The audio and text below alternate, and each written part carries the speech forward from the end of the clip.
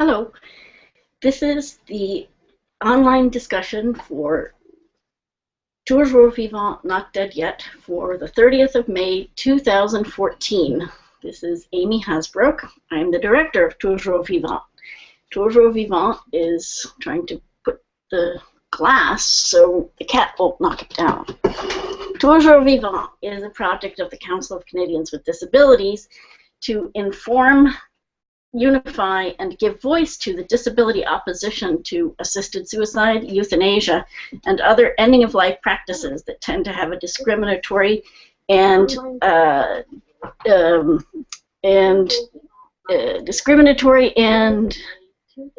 killing that. Oops. Hey, cut that out. Where is that white glass? Be quiet. Excuse me.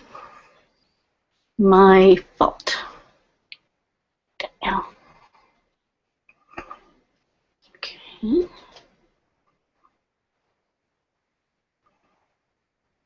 Excuse me. Technical difficulties. Right then.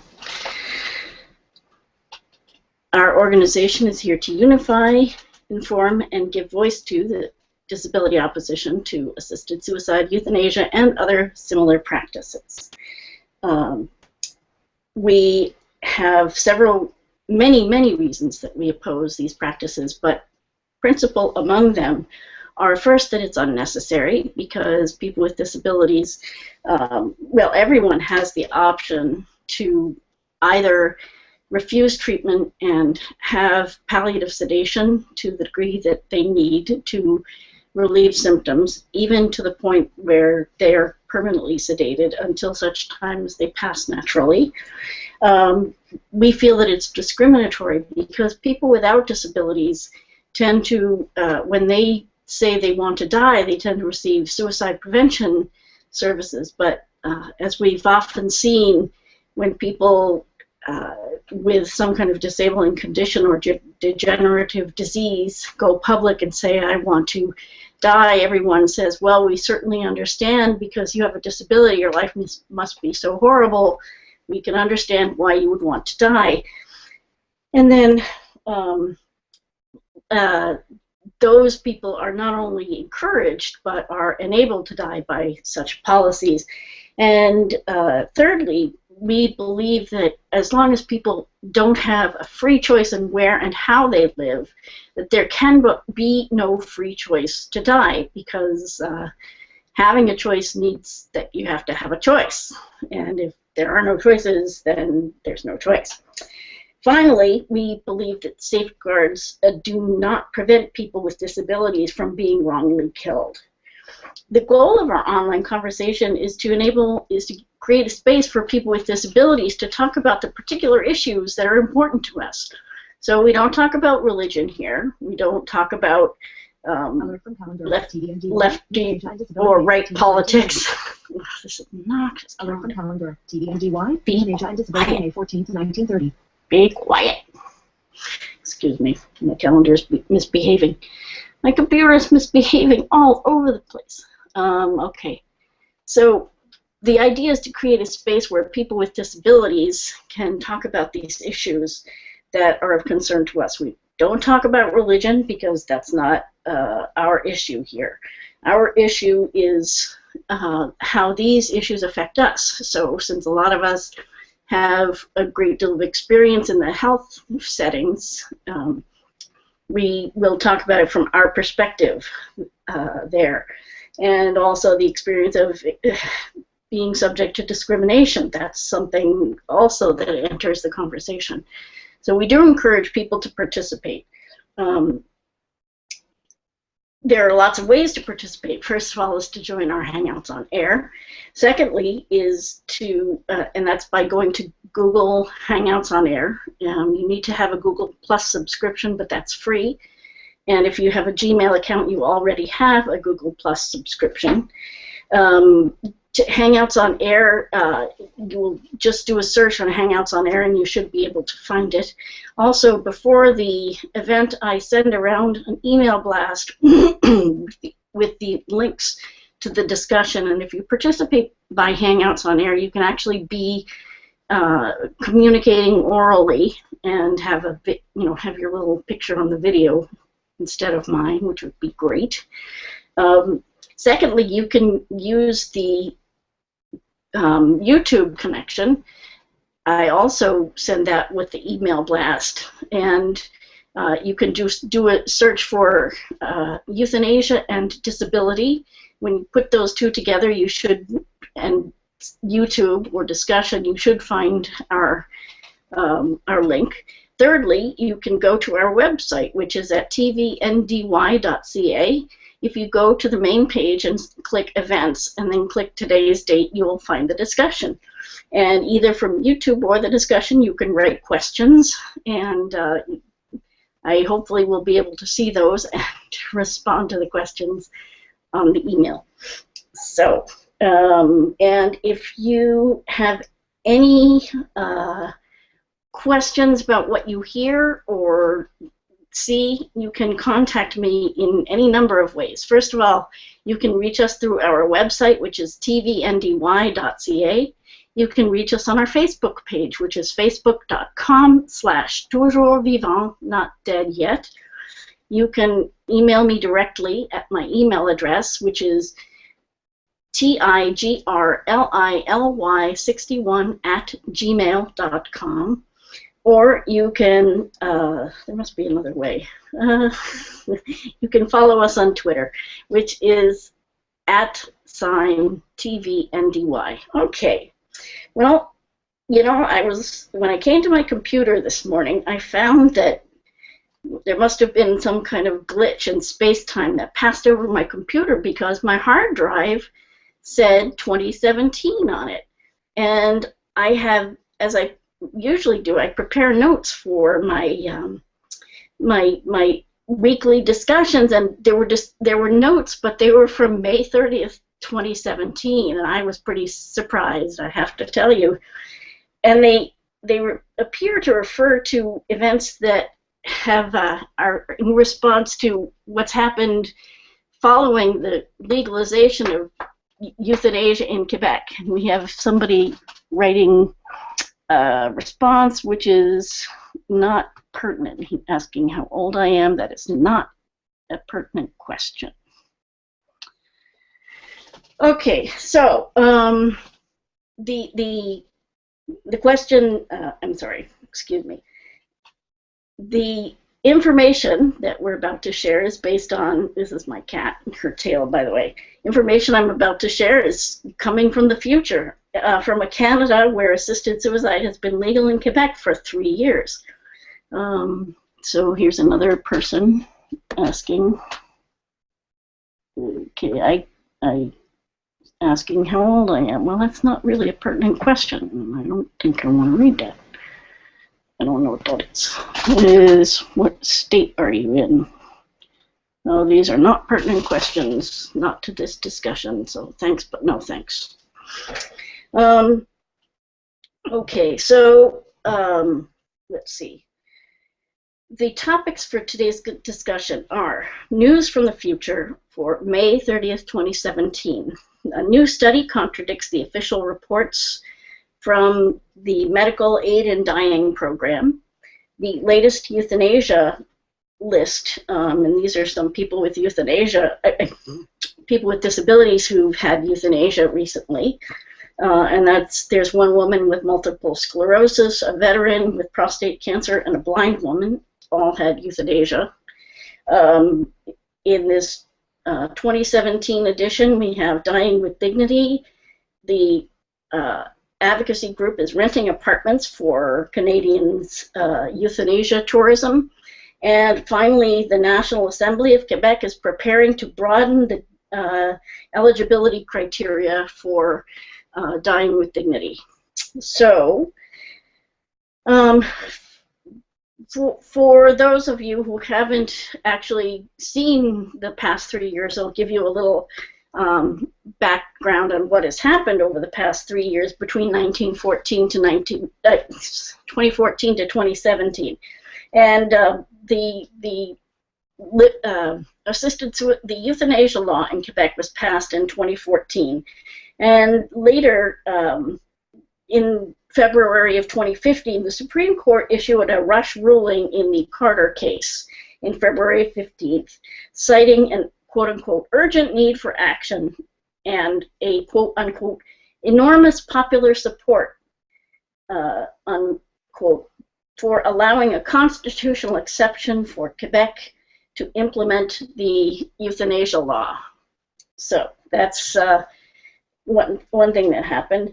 The first euthanasia was performed on January 1st, 2015, and the there's still some glitches in the way the program is run. They've issued some preliminary reports, but nothing concrete. So, and the rest of Canada is sort of watching and waiting to see. The Parliament is still sitting on whether it's going to debate the issue again. They're still waiting to see what happens in Quebec. So that's what's happening between 2014 and 2017. Now, for today's news, a new study contradicts the official reports on the medical aid in dying program. I want to see if this person has had another. Oh, no. Okay, so no relevant questions there. I just want to check if there are any relevant questions over here. No relevant questions over there. Okay, so the first item on our news today is that a group of researchers from McGill University and the Université de Montréal collaborated on an independent study to evaluate the implementation of the euthanasia law in Quebec. The researchers looked at a representative sample of deaths in hospitals and long-term care facilities in all regions of Quebec during the last 2 years. They traced the cause of death for about 1,000 people and found the following. 379 people died following placement of a do not resuscitate order on their charts. So basically, whether it was requested or not, a medical professional put a do not resuscitate order on someone's medical chart. And that means that not only would they not receive CPR, but often those orders are interpreted to mean that a person who, for example, got pneumonia wouldn't receive antibiotics, or a person who got some other infection wouldn't receive antibiotics, or even if somebody had fluid accumulating in their lungs, they would not receive suction to clear their lungs of the fluid. So many people die from do not resuscitate orders. A further 315 people died by euthanasia, and of that number, 154 of those euthanasia were performed according to the regulations and process mandated by the law, and were reported by a doctor. So that was all done as it was supposed to be in 154 cases. However, in another 161 cases of the euthanasias were not done in compliance with the requirements of the law. And some of the problems that the researchers found were a lack of written requests for the euthanasia, and that was 87% of those that didn't come into compliance did not have a written request for euthanasia. And that means that either the person didn't ask for it, or if they did ask for it, it was an oral exchange, and there's no way to verify that the person actually asked for euthanasia. So there's a very good chance that a lot of those people did not ask for euthanasia. They noted a failure to consult with a second doctor or a palliative care specialist happened in 54% of the time. Again, that's a requirement of the Quebec law, but it was not followed. So many people just talked to the one doctor, and the one doctor said, okay, you can have your euthanasia, and here you go, I'll do it, and injected them. And finally, the euthanasia was done by a nurse in 41.3% of the cases. So those are all incidents that happened in this research that was done in the future in 2017. The researchers conducted confidential issues with a sampling of medical professionals who indicated that they still lacked information about the requirements of the law and resources to help people who ask to die, i.e. resources beyond actually helping them to die. And the head of the Commission on End-of-Life Care, which is obviously established under the law, said that he rejected the study's findings just out of hand. He said in a press conference that the study, quote, mixed apples and oranges. So whatever that means, that's what he said. So, okay, let's move on to the next item, which is the latest euthanasias. And as we know, there are about 3 people per week, well, sometimes it's up as high as 5, but about an average of 3 people per week who are being euthanized here in Quebec since the law has been put into practice in 2015. And here are a sampling of among the latest people to be euthanized. Several had disabilities as their principal medical reason and would not be considered eligible under the law, under a strict interpretation of the law. BC was a 39-year-old woman who was diagnosed with multiple sclerosis in 2010. In a letter to her friends, Ms. C wrote that after severe attack that left her essentially bedridden, it took her time to regain her strength. When her condition stabilized, she moved to a rehab hospital and slowly regained her strength and abilities with the help of medication and hard work.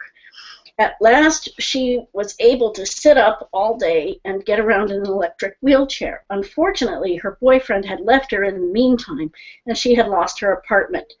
The rehab center was putting pressure on her to move out to make room for another person, but she couldn't find an adaptive apartment, nor get into the home assistance program. Eventually, she was sent to a long-term care facility in November of 2016 and had an exacerbation of her illness, in part due to the stress of looking for another way to live in the community and not being able to. In her letter, she said she lost hope when she arrived in the long-term care, and with an increase in pain that the doctors didn't seem to care about, she said she asked for and received euthanasia, and that happened earlier this year. Okay, the second person we'll talk about is CD. He is an 86-year-old, an 86-year-old veteran who served in the Korean War. He was always a vigorous person, but since the death of his partner 3 years ago, he seemed lost, basically. He withdrew from the volunteer activities that the 2 men had done together, and he refused to take calls from his niece. In the spring of 2016, he was diagnosed with prostate cancer. He had radiation treatment, but he told his doctor that he was too exhausted to take care of himself anymore or try another cancer treatment. When he asked his doctor for euthanasia, the doctor encouraged him to try a cancer medication that had few side effects and referred him to a psychologist and a support group for widowers. So his physician, Dr. R, was surprised to see Mr. D and his niece leaving the office of another doctor at the same hospital, having made a request for euthanasia.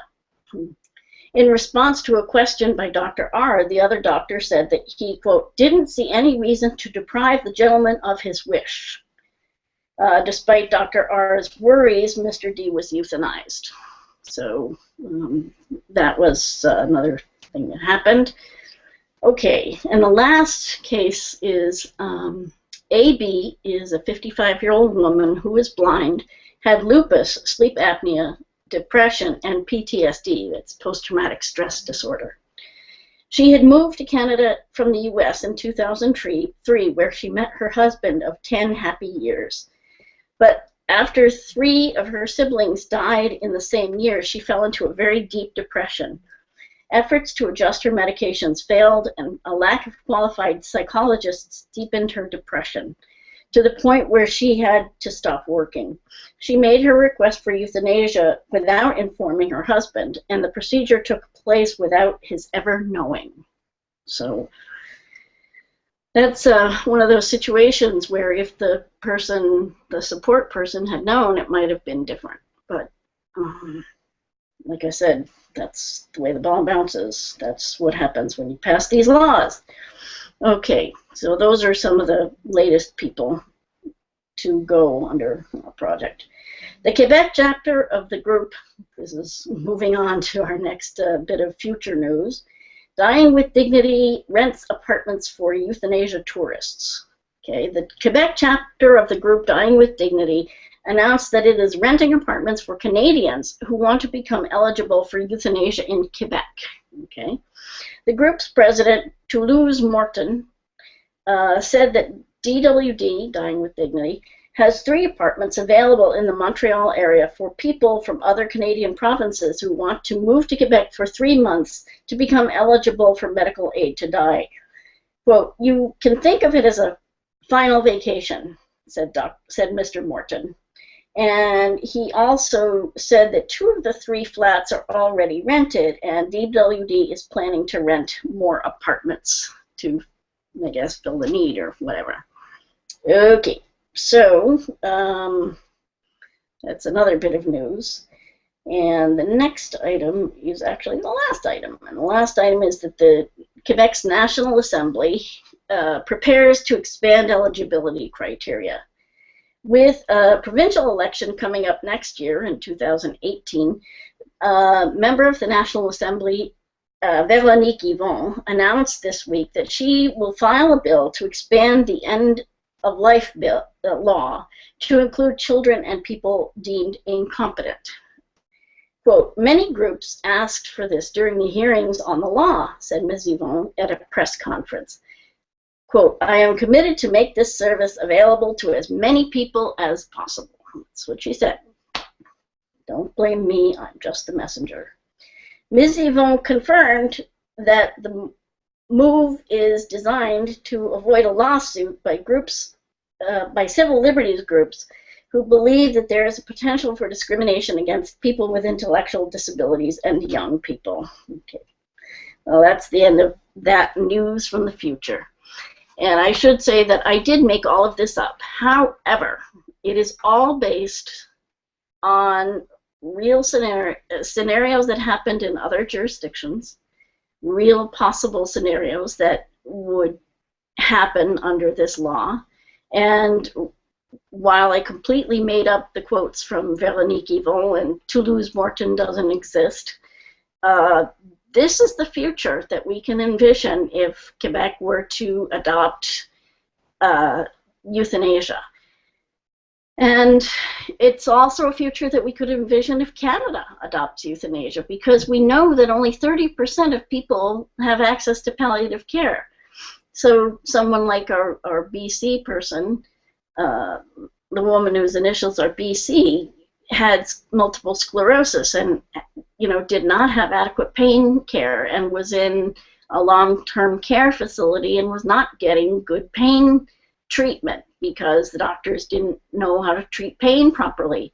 If she had gotten proper pain care, maybe she would have had less sense of burden and more sense of hope.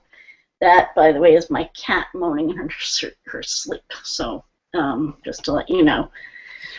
So I hope that you found this trip into the future instructive and a little diverting from what we usually do. I want to let you know how to contact us and give us feedback. But first, I also want to remind you that, you know, I would really rather not have to sit here, you know, not sit here and talk all the time. I don't enjoy the sound of my voice. I would rather hear other people's voices to join me to talk about these issues. So I invite people to participate, and I'm actually going to go over to the, nope, there are no questions on the YouTube channel. So I would encourage people to participate in either the Google Hangouts on Air or via where you can submit comments if you don't want to participate on the video, or you can and comments really have to concern our topic. Questions like what's your name, where are you from, how old are you, are not pertinent to our topic. Thank you anyway. So I also invite you to participate via the YouTube channel or via our website at tvndy.ca. And you can just go to the date and select the English or French Hangout and participate that way. And you can see the past Hangouts either via YouTube or via our website. Again, go to the website, select events, and then select the date, and you can watch the prior Hangouts. To contact us, there are several ways to do so. We have our website, which I just mentioned, tvndy.ca. You can also reach us at our Facebook page, which is facebook.com/toujours vivant, not dead yet. You can reach us at, well, you can follow us on Twitter, which is @TVNDY, or you can email me directly, which is tigrlily61@gmail.com. And please, no spam, no harassment, none of that. There you go. So I appreciate your joining us, and hopefully you will join us again. I invite you to come back next week at this time for another discussion of euthanasia and disability online. Thank you very much for joining us.